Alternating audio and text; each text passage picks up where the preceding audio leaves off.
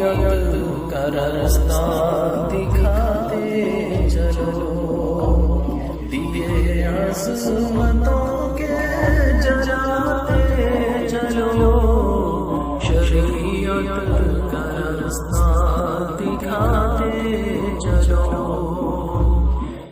یہ ایک حقیقت ہے کہ شیطان انسان کا کھلا دشمن ہے۔ اس کی ہمیشہ یہ کوشش رہتی ہے کہ کسی طرح بھی انسان کو خدا سے دور کر دے۔ جب ایک بار وہ انسان کو خدا کے راستے سے بھٹکانے میں کامیاب ہو جاتا ہے تو پھر اس کی اگلی چال یہ ہوتی ہے کہ انسان کو خدا کی رحمت سے مایوس کر دے۔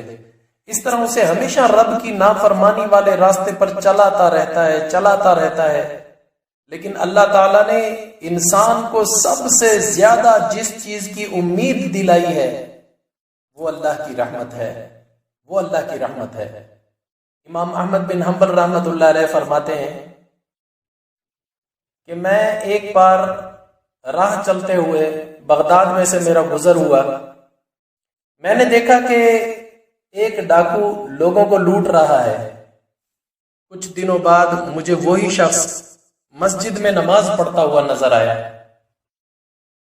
تو امام احمد بن حنبل رحمۃ اللہ علیہ فرماتے ہیں میں اس کے پاس گیا، اس سے سمجھایا کہ بھائی یہ تمہاری کیسی نماز ہے، یہ کیا نماز ہے؟ خدا کے ساتھ معاملہ یوں نہیں کیا جاتا۔ ایک طرف تم لوگوں کو لوٹتے ہو اور دوسری طرف تمہاری نماز خدا کو قبول اور پسند آتی رہے، یہ کیسے ہو سکتا ہے؟ کیا تم وہی شخص نہیں ہے جس نے فلاں دن ڈاکہ ڈالا تھا اور میرے سامنے تو بھاگا تھا؟ ڈاکو بھی پہچانتا تھا امام احمد بن حنبل کو۔ تو وہ کہنے لگا کہ امام صاحب میرے اور خدا کے درمیان تقریباً سب دروازے بند ہیں، میں چاہتا ہوں کوئی ایک دروازہ میرے اور خدا کے درمیان کھلا رہے۔ امام احمد بن حنبل کہتے ہیں مجھے اس کی یہ بات سن کر بڑا عجیب سا لگا کہ دھوکہ بھی کر رہا ہے، فراڈ بھی کر رہا ہے اور اللہ تعالیٰ سے امیدیں بھی باندھ کر بیٹھا ہے۔ بات آئی گئی ہو گئی۔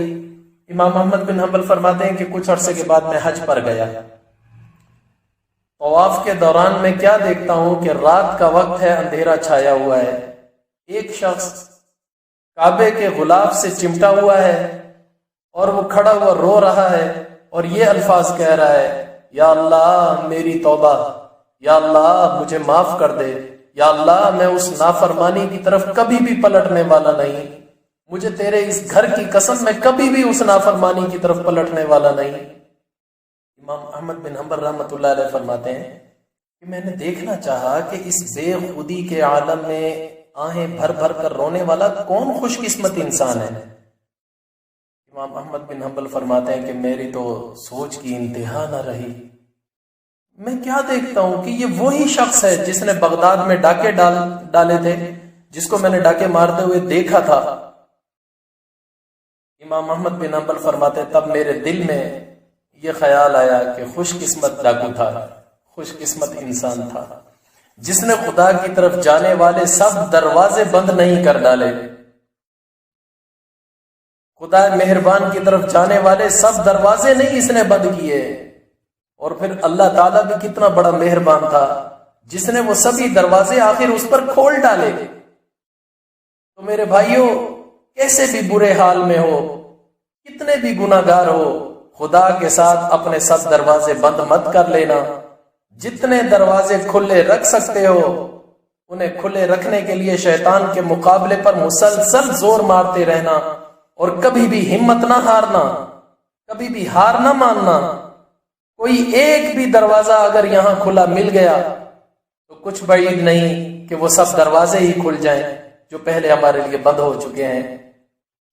وہ دروازے کھل جائیں جن کے بارے میں تمہیں کبھی آس بھی نہیں تھی کہ خدا کی جانب سفر میں ایسی خوبصورت راہوں سے بھی ہمارا گزر سفر ہوگا جس میں اللہ تعالیٰ یوں کہتا ہوا نظر آتا ہوگا، قُلْ يَا عِبَادِيَ الَّذِينَ أَسْرَفُوا عَلَىٰ أَنفُسِهِمْ لَا تَقْنَطُوا مِن رَحْمَةِ اللَّهِ۔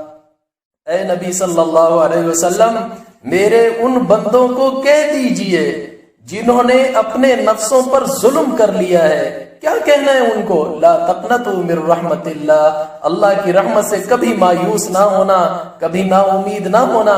ان اللہ یغفر الذنوب جميعا انہ